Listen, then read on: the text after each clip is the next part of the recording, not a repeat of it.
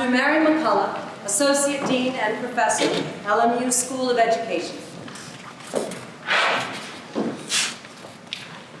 I'm a child of God, and I'm forever grateful for that journey I'm walking. And I'm a mom, and a nana, and a leader, and a teacher. That's who I am. And a woman who grew up during the women's movement, so really proud of what I've learned, and really proud of being able to be a leader, even though sometimes it was tough. That's what I say. If you keep your work focused on the kids, you will never go wrong. How did I get here? I'm the oldest of 4 kids in my family. My dad was a veteran of World War II. He was my main mentor, my biggest teacher in life. His name was Norm, and everybody loved Norm. He lost his leg during the war, so when he came back, they promoted him to a desk job. He worked in human resources for his entire career. He was a very self-made person. I learned a lot from my dad about people. People would seek out my dad for advice. I also learned a lot of responsibility being the oldest of 4 kids. I was often left in charge. In fact, one time, some therapist somewhere along the way said, if he could bottle my sense of responsibility, he could solve the juvenile crime problem in New York City.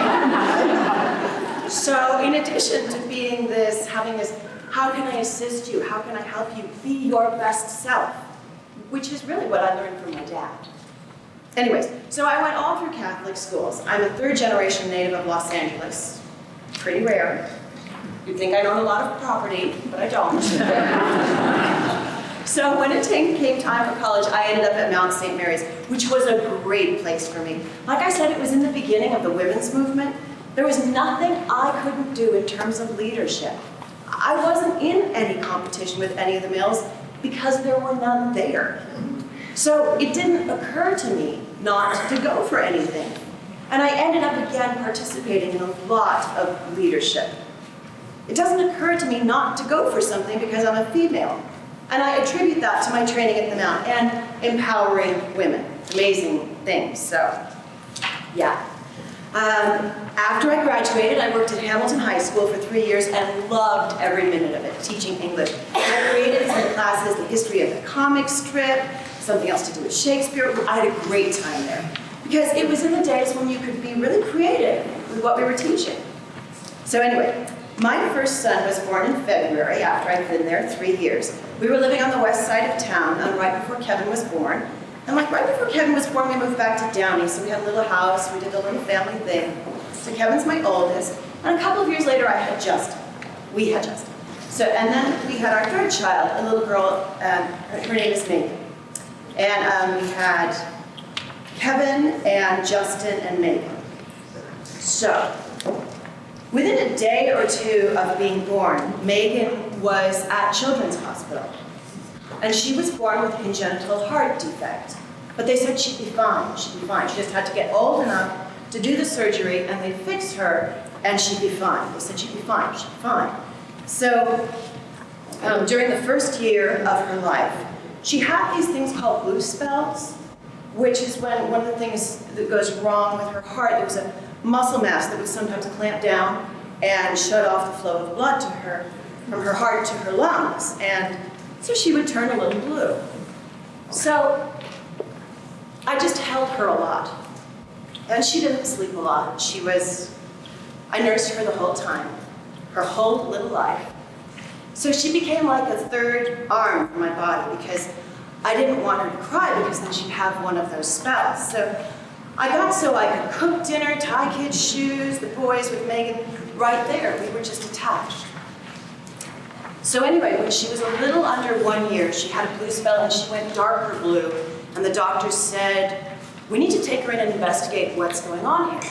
So she and I left in an ambulance from my little house in Downey to go to Children's Hospital. And I still have a very vivid picture of Kevin and Justin on the driveway waving goodbye to us. So Megan and I went to the hospital and we lived there. I lived in her room with her for 8 or 10 days. I was living there because I was nursing her. So they decided it would be more risky for her to have another one of those spells because it might begin to affect her neurologically. It would be fine for her to have the surgery, and she would do perfectly well in the surgery. So I thought, okay, so here we go. Her dad was taking the bar exam that exact same time. So I put her on a gurney and walked her to surgery, and she lived through the surgery, but something happened. And they put in a pacemaker, and they corrected everything but her heart. They never figured out why her heart didn't pump again on its own.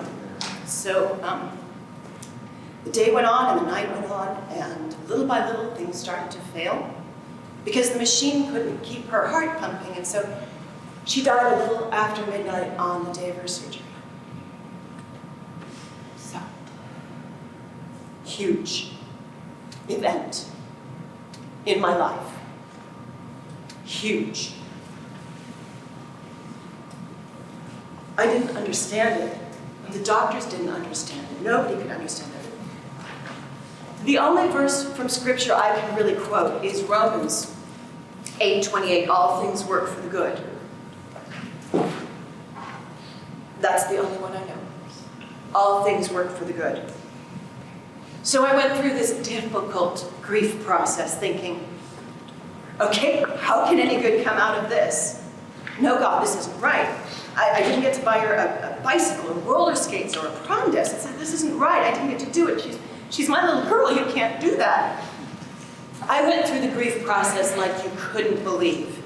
I'm very angry with God. Very angry, violently angry.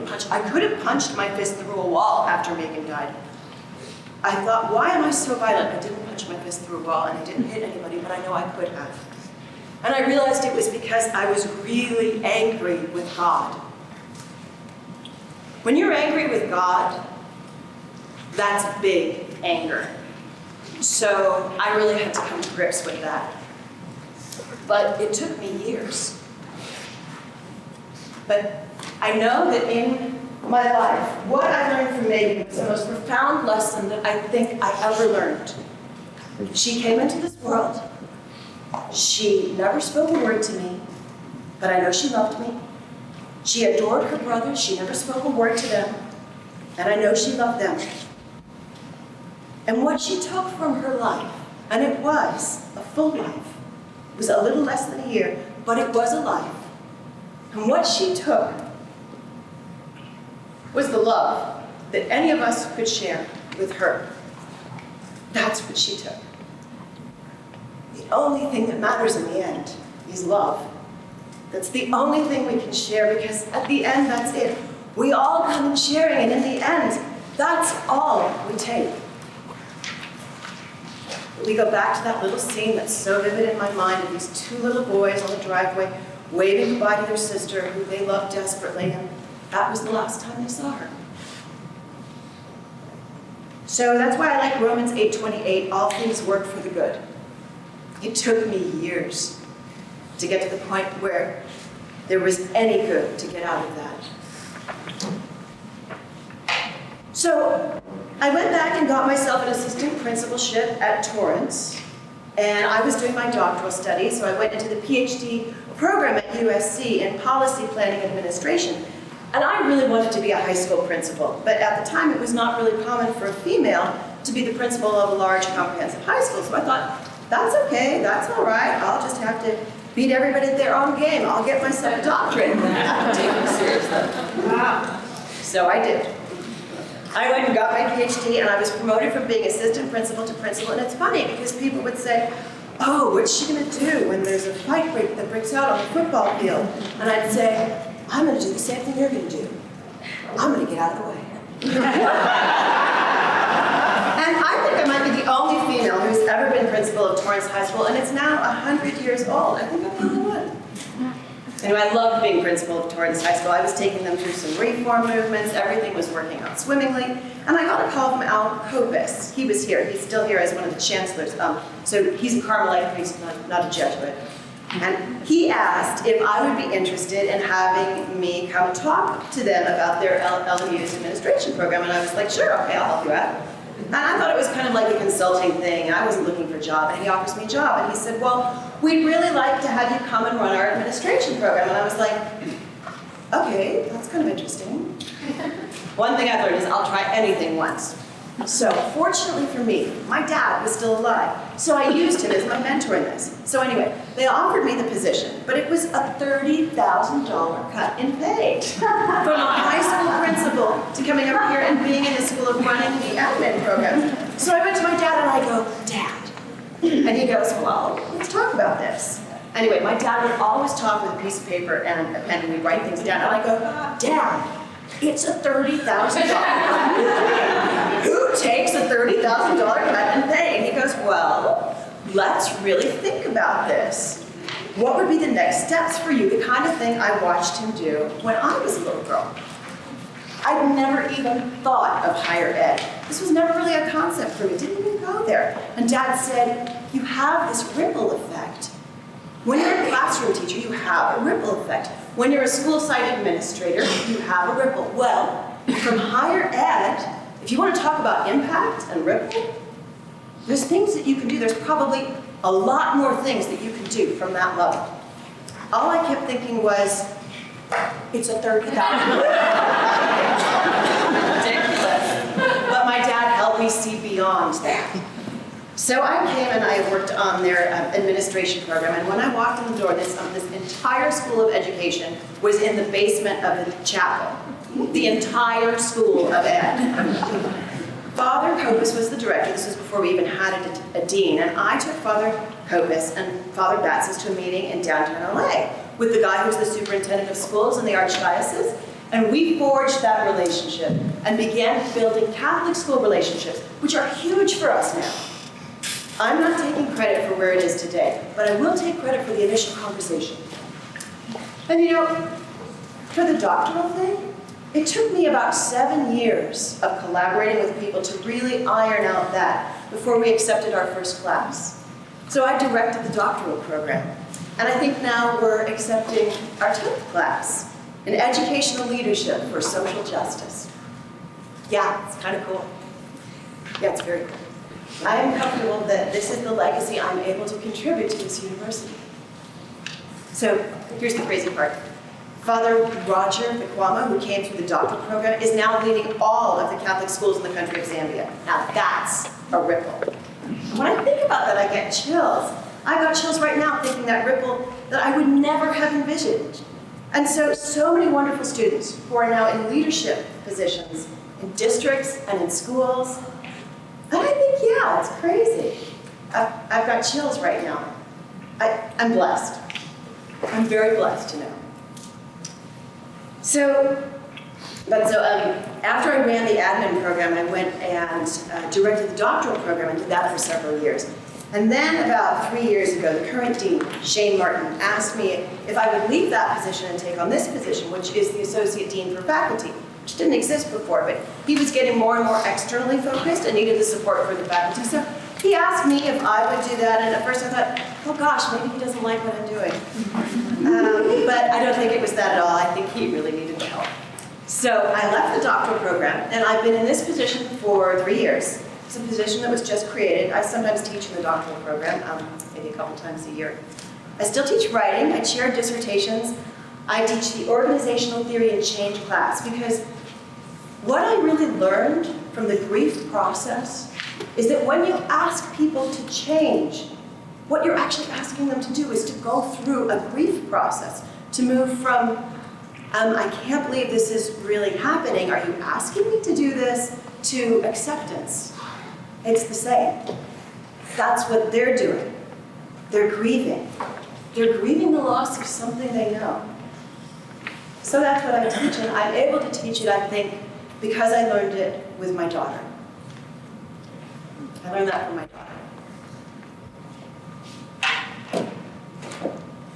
The other day I went to a meeting and the chair of the department was having people go around and having people go over something, and I happened to be at the end of the chain of people. There were probably 13 or 15 people in the room in the educational leadership, and I watched this whole thing go on and I thought, oh my goodness, 18 years ago, I was it.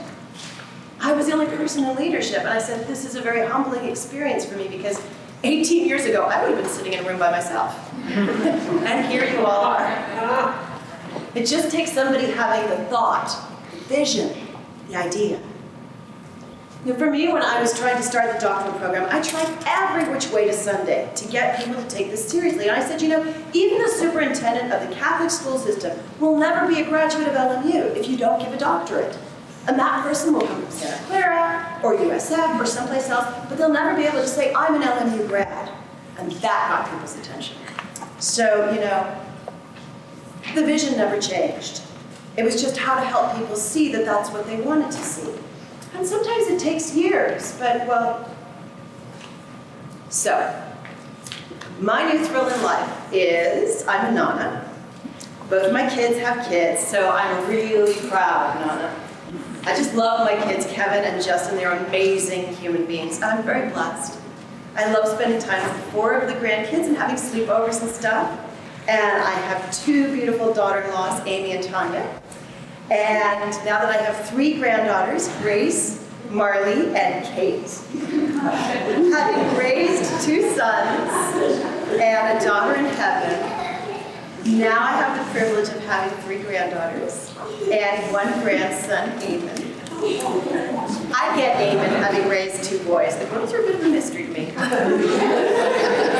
now this is the chance I get to see the girl part. I'm just amazingly grateful for the children. All 3 of them. The influence that Megan continues to have on our little lives. I'm forever grateful for believing that as a woman, I can still do things. I do hit the glass ceiling once in a while, but that's okay. I know how to that's okay. Come around again, different version. So I guess the other thing that's been really nice for me here at the university is becoming aware of the spiritual exercises. I did the spiritual exercises for busy people. I did it with Father Randy. And that's been a real blessing to have that real gratitude and discernment. I'm currently working on staying really present in the moment-to-moment path that I walk with God. And praying that I daily, that I think so that I can be a vehicle so that somebody else could see God through me. That would be cool. That's what I pray for every day. So I'm blessed.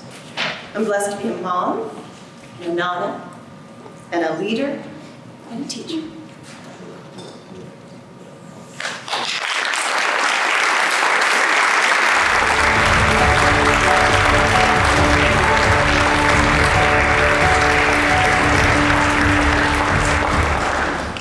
McCullough.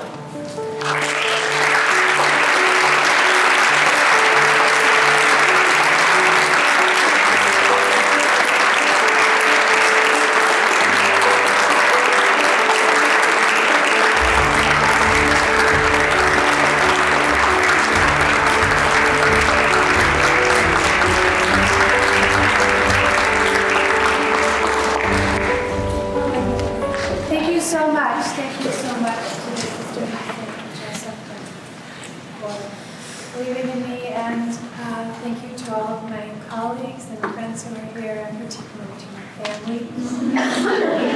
Don't I just have a kiss? It's so good, and I'm so honored and humbled and blessed. And in the words of E.E. Cummings, thank you, God, for most this amazing day.